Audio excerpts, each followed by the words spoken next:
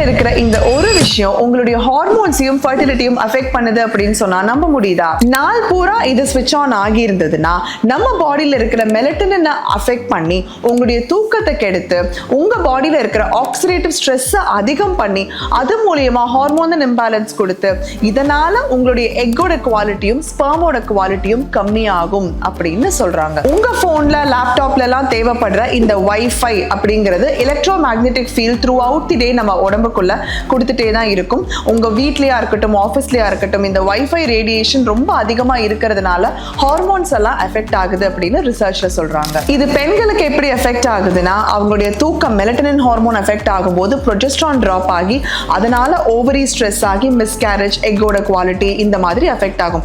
ஆண்களுக்கு எப்படி எஃபெக்ட் ஆகுதுன்னா இதே மாதிரி ஸ்ட்ரெஸ் அதிகமா இருக்கிறதுனால ஸ்பெர்மோட குவாலிட்டி வந்து கம்மியாகும். சரி, வைஃபை இல்லாம இன்னைக்கு நாங்க எப்படி இருக்கிறது அப்படின்னு நீங்க கேட்கலாம். அட்லீஸ்ட் டே டைம் வைஃபை ஆனா இருந்தாலும் ஒரு 8 மணி 9 மணிக்கு மேல உங்க வீட்ல வைஃபையை ஸ்விட்ச் ஆஃப் பண்ணிக்கிறது நல்லது. மார்னிங் ஒரு 6:30 7 o'clock நீங்க ஆன் பண்ணிக்கிறது. அட்லீஸ்ட் ஒரு 10 மணி நேரம் ஆச்சும் நீங்க உங்க பாடிக்கு அந்த டீடாக்சிஃபிகேஷன் கொடுத்தீங்க அப்படின்னா ஓரளவுக்கு நீங்க சேஃப் கார்ட் பண்ணிக்கலாம். முக்கியமா ஐவிஎஃப் இல்ல ட்ரீட்மெண்ட் போறவங்க இந்த வைஃபை அப்படிங்கிறது 100% ஒரு 12 hours வந்து உங்க வீட்ல வந்து அது ஒரு டீடாக்சிஃபிகேஷன் மாதிரி நீங்க ஸ்விட்ச் ஆஃப் பண்ணி வச்சுக்கிறது நல்லது. இன்னும் நீங்க தூங்க போறதுக்கு முன்னாடி உங்க பாடியை ரீசெட் பண்ணணும் அப்படிங்கிறதுக்கு ஒரு சில ஹேபிட்ஸ் எல்லாம் நீங்க ஃபாலோ பண்ணணும். ஸ்லீப் ஹேபிட்ஸ் அப்படின்னு கீழே கமெண்ட் பண்ணுங்க. உங்க டிஎம்க்கு நான் சென்ட் பண்றேன்.